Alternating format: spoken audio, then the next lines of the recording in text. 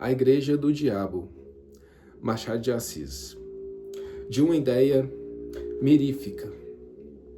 Conta o velho manuscrito beneditino que o diabo, em certo dia, teve a ideia de fundar uma igreja. Embora os seus lucros fossem contínuos e grandes, sentia-se humilhado com o papel avulso que exercia desde séculos, sem organização, sem regras, sem cânones, sem ritual, sem nada. Vivia, por assim dizer, dos remanescentes divinos, dos descuidos e obséquios humanos. Nada fixo, nada regular, porque não teria ele a sua igreja. Uma igreja do diabo era o meio eficaz de combater outras religiões e destruí-las de uma vez. Vá, pois, uma igreja, concluiu ele. Escritura contra escritura, breviário contra breviário. Terei a minha missa, com vinho e pão a fartar, as minhas prédicas, bulas, novenas e todo o demais aparelho eclesiástico.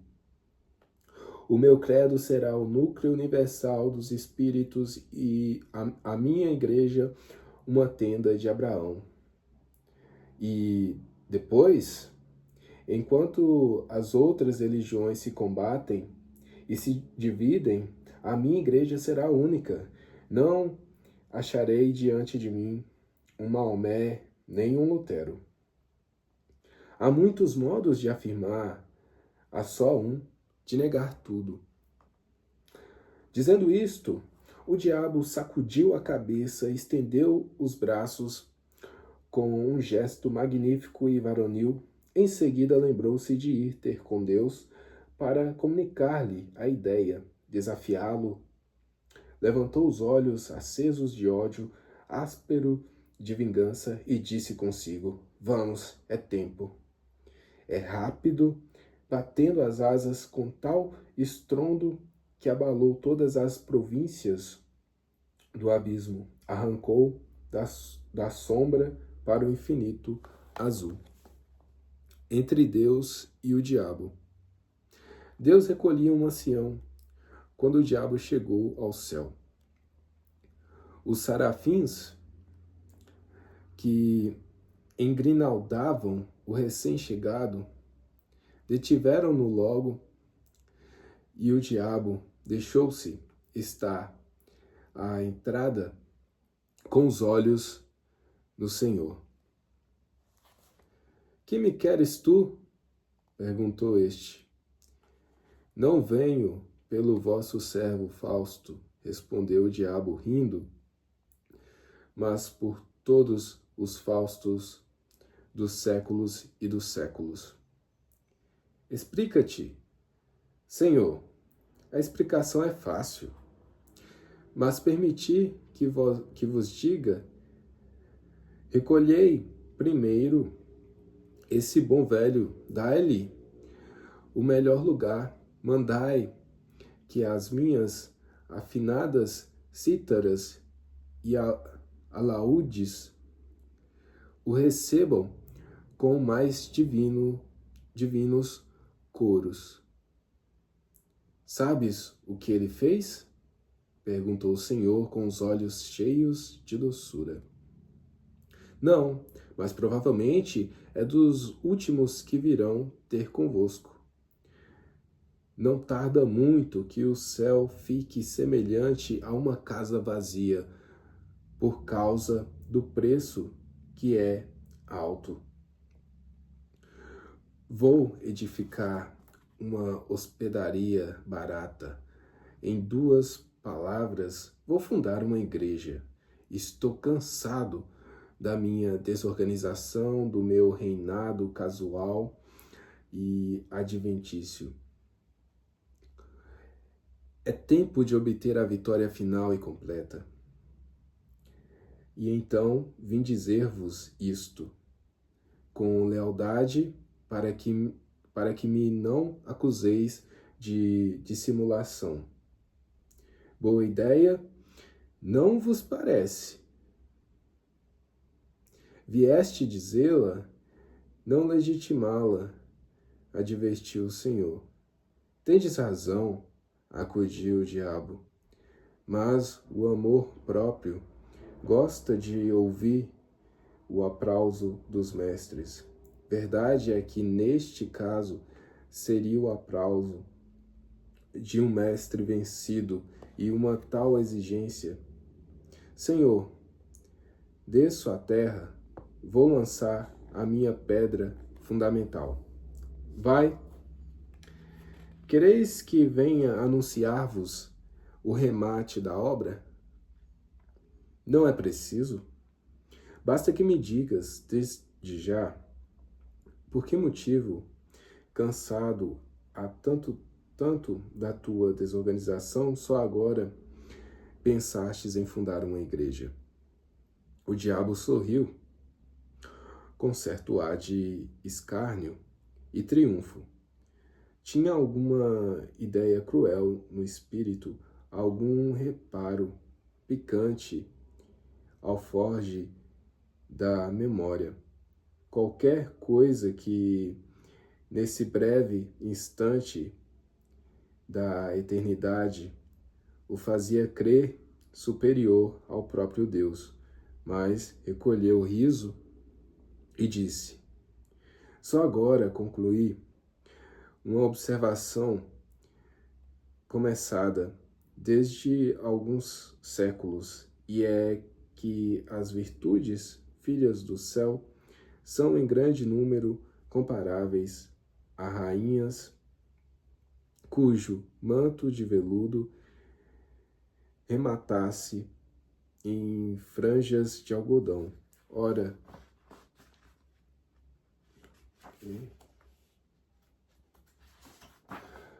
Ora, eu proponho-me a puxá-las por essa franja e trazê-las todas para a minha igreja. Atrás delas virão as de seda pura. Velho retórico, murmurou o Senhor. Olha bem, muitos corpos que ajoelham aos vossos pés nos templos do mundo trazem anquinhas de sala e da rua. Os rostos tingem-se do mesmo pó, os lenços cheiram aos mesmos cheiros. As pupilas centelham de curiosidade e devoção entre o livro santo e o bigode do pecado.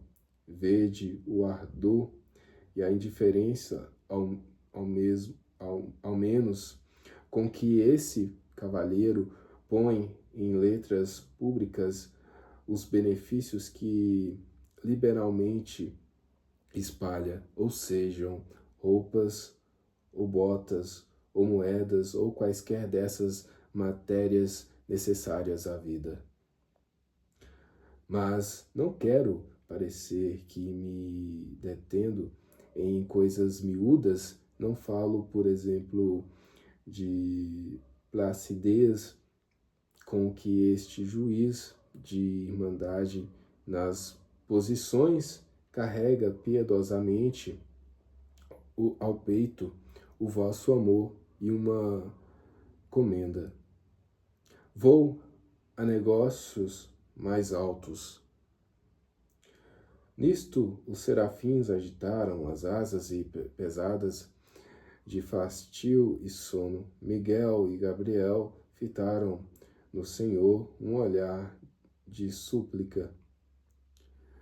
Deus interrompeu o diabo.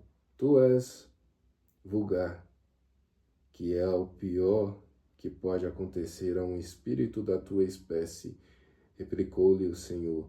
Tudo o que dizes ou digas está dito e redito pelos moralistas do mundo. É assunto gasto, e se não tens força nem originalidade para renovar um assunto gasto, melhor é que te cales e te retires. Olha, todas as minhas legiões mostram no rosto os sinais vivos do tédio que lhes dás. Esse mesmo ancião parece enjoado, e sabes tu o que ele fez? Já vos disse que não. Depois de uma vida honesta, teve uma morte sublime. Colhido em um naufrágio, ia salvar-se numa tábua, mas viu um casal de noivos na flor da vida, que se debatiam já com a morte, deu-lhes a tábua de salvação e mergulhou na eternidade. Nenhum público, a água e o céu por cima. Onde achas, ai, a franja de algodão? Senhor, eu sou, como sabeis, o espírito que nega. Negas esta morte? Nego tudo. A misantropia pode tomar aspecto de caridade, deixar a vida aos outros. Para um misantropo é realmente realmente aborrecê-los. Retórico e sutil, exclamou o Senhor. Vai, vai, funda a tua igreja, chama todas as virtudes, recolhe todas as franjas, convoca todos os homens. Mas, vai, vai. Debalde, o diabo tentou proferir alguma coisa, mas Deus impusera-lhe o silêncio.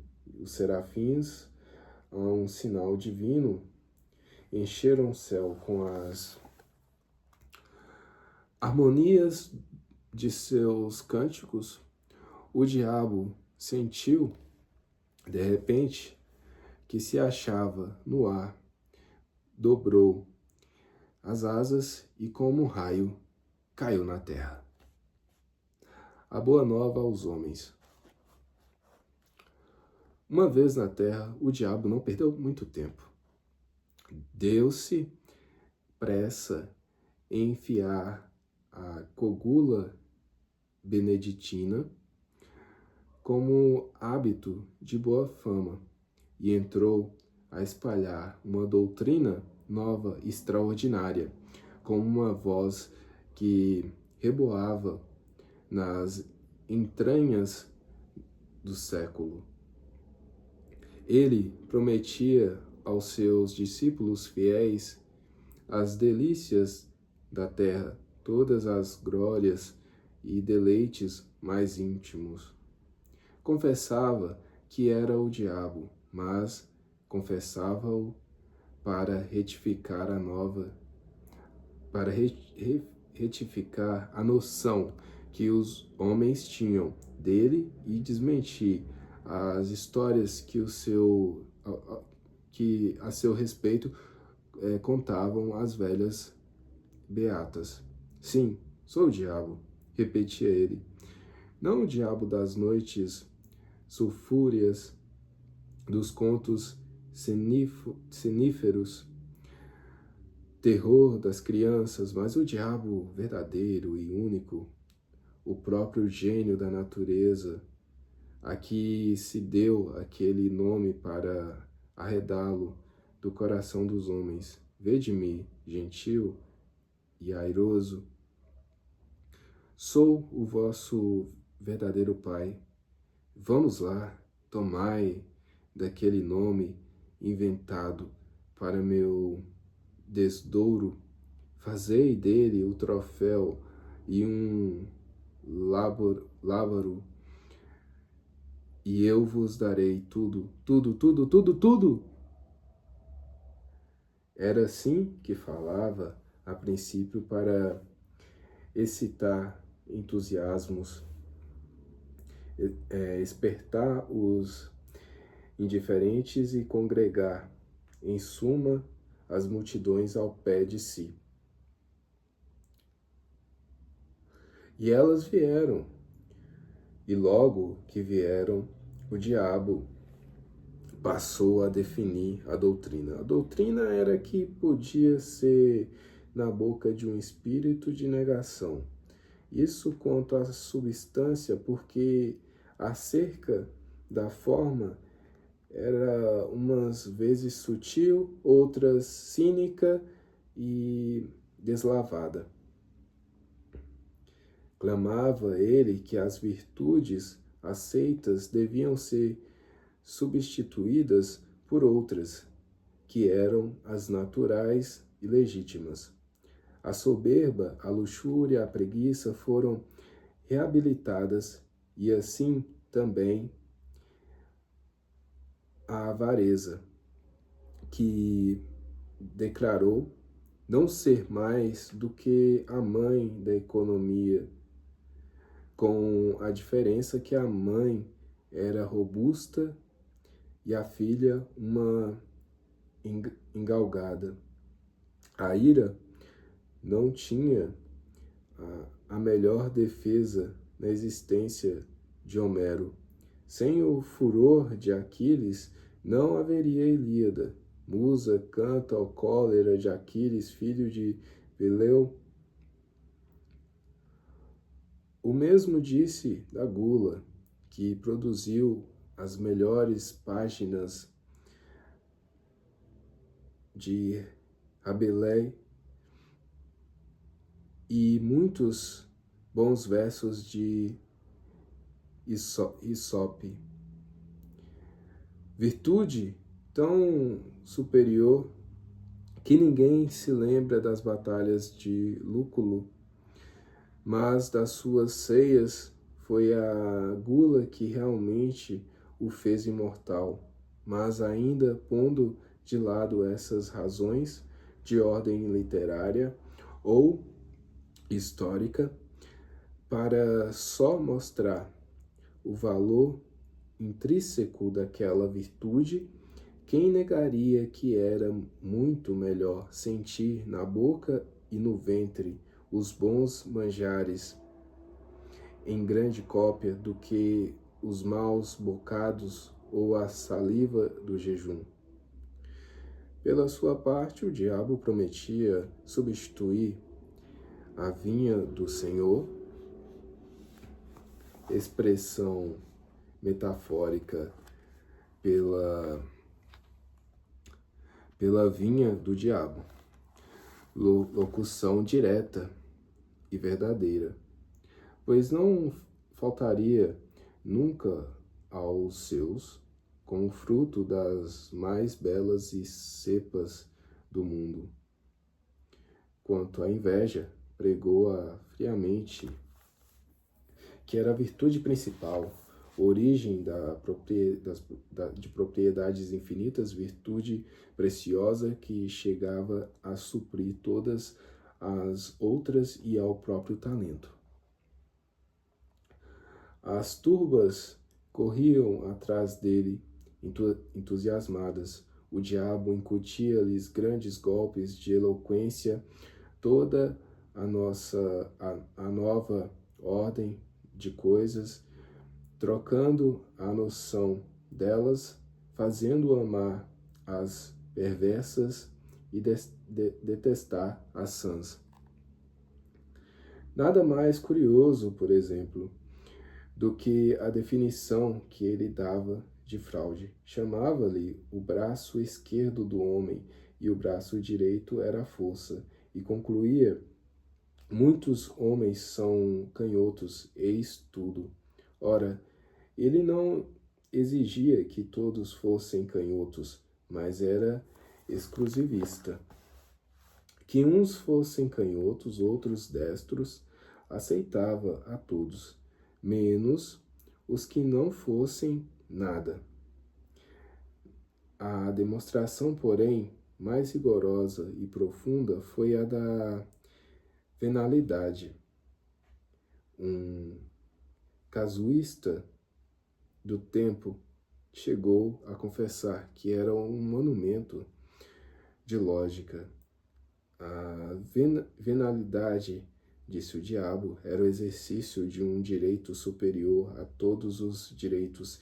Se tu podes vender a tua casa, o teu boi, o teu sapato, o teu chapéu, coisas que são tuas por uma razão jurídica e legal, mas que em todo caso estão fora de ti, como é que não podes vender a tua opinião, o teu voto, a tua palavra, a tua fé, coisas que são mais do que tuas, porque são a tua própria consciência, isto é, tu mesmo. Negá-lo é cair no obscuro e no contraditório, pois não há mulheres que vendem os cabelos. Não pode um homem vender uma parte do seu sangue para transfundi-lo a outro homem anêmico? E o sangue e os cabelos, partes físicas, terão um privilégio que se nega ao caráter da posição moral do homem? Demonstrando assim o princípio, o diabo não se demorou em expor as vantagens de ordem temporal ou pecuniária.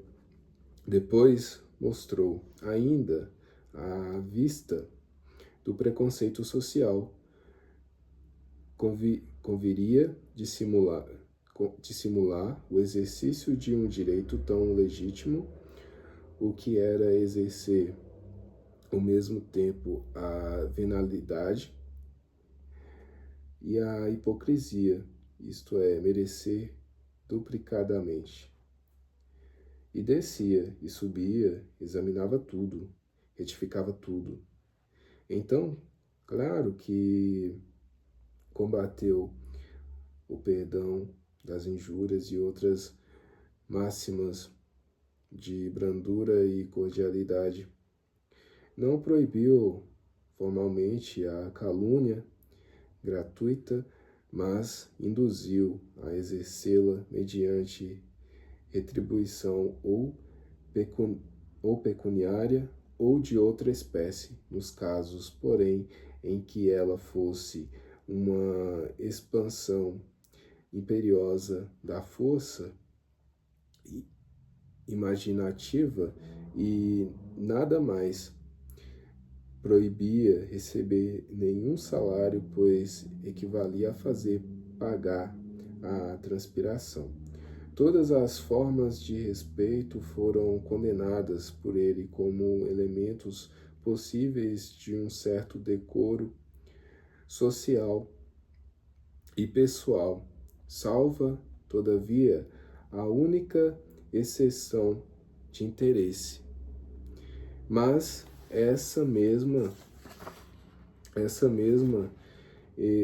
exceção foi logo eliminada pela consideração de que o interesse, convertendo o respeito em simples adulação, era este o sentimento aplicado e não aquele.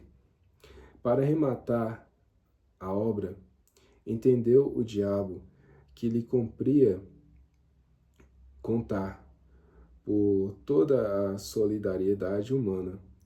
Com efeito, o amor do próximo era um obstáculo grande à nova instituição. Ele mostrou que essa regra era uma simples invenção de parasitas e negociantes insolváveis. Não se devia dar ao próximo senão indiferença, em alguns casos ódio ou desprezo. Chegou mesmo à demonstração de que a noção do próximo era errada e citava esta frase de um padre de Nápoles, aquele fino e letrado Galiani, que escrevia uma das marquesas do antigo regime: leve a breca o próximo. Não a próximo. Leve a breca o próximo, não a próximo. A única hipótese em que ele permitia amar ao próximo era quando se tratasse de amar as damas alheias, porque essa espécie de amor tinha particularidade de não ser outra coisa mais do que o amor do indivíduo a si mesmo. E como alguns discípulos achassem que uma tal explicação por metafísica escapava à compreensão das turbas, o diabo recolheu a um apólogo. 100 pessoas tomam as ações de um banco para operações comuns, mas cada acionista não cuida realmente senão nos seus dividendos. É o que acontece aos adúlteros. Este apólogo foi incluído no livro da sabedoria. Franjas e franjas. A previsão do diabo verificou-se todas as virtudes cuja a capa de veludo acabava em franja de algodão. Uma vez puxadas pela franja, deitavam a capa as urtigas e vinham alistar-se na igreja nova. Atrás foram chegando as outras e o tempo abençoou a instituição. A igreja fundara-se, a doutrina propagava-se. Não havia uma região do globo que não conhecesse uma língua que não traduzisse, uma raça que não a amasse. O diabo alcançou brados de triunfo. Um dia, porém, longos anos depois, notou o diabo que muitos dos seus fiéis, às escondidas, praticavam as antigas virtudes. Não as praticavam todas, nem integralmente, mas algumas por partes e, como digo, ocultas. Certos glutões recolhiam-se a comer frugalmente 3 ou 4 vezes por ano, justamente em dias de preceito católico. Muitos ávaros davam esmolas à noite ou nas ruas mal povoadas. Vários dilapidadores do erário restituíam-lhe pequenas quantias e fraudulentos falavam uma ou outra vez com o coração nas mãos, mas com o mesmo rosto dissimulado para fazer crer que estavam embaçando os outros. A descoberta assombrou o diabo. Meteu-se a conhecer mais diretamente o mal e viu que lavrava muito. Alguns casos eram até incompreensíveis, como o de droguista do Lavante, que avenenara longamente uma geração inteira, que envenenara longamente uma geração inteira com o produto das drogas e socorria os filhos das vítimas. No Cairo, achou um prefeito ladrão de camelos que tapava a cara para ir às mesquitas. O diabo deu com ele à estrada de uma... lançou-lhe um rosto. O procedimento ele negou, dizendo que ia ali roubar o camelo de um drogman. Roubou, com efeito, à vista do diabo e foi dá-lo de presente a um muezzin que rezou por ele a Alá. O manuscrito beneditino cita muitas outras descobertas extraordinárias, entre elas esta, que desorientou completamente o diabo. Um dos seus melhores apóstolos era um calabrês, varão de 50 anos, insigne falsificador de documentos que possuía uma bela casa na campanha romana, telas, estátuas e biblioteca, etc. Era a fraude em pessoa, chegava a meter-se na cama para não confessar que estava são. Foi esse homem, não só não furtava ao jogo, como ainda dava gratificações aos criadores, tendo angariado a amizade de um cônego, ia todas as semanas confessar-se com ele numa capela solitária, e conquanto não lhe desvendasse nenhuma das suas ações secretas, benzia-se 2 vezes ao ajoelhar-se e ao levantar-se. O diabo mal pôde crer tamanha aleivosia, mas não havia duvidar. O caso era verdadeiro. Não se deteve um instante. O pasmo não lhe deu tempo de refletir, comparar e concluir do espetáculo presente. Alguma coisa análoga ao passado voou de novo ao céu, trêmulo de raiva, ansioso de conhecer a causa secreta de tão singular fenômeno. Deus ouviu com infinita complacência. Não interrompeu, não repreendeu, não triunfou sequer daquela agonia satânica. Pôs os olhos nele e disse: Que queres tu, meu pobre diabo? As capas de algodão têm agora franjas de seda, como as de veludo tiveram franjas de algodão. Que queres tu? É a eterna contradição humana. Machado de Assis.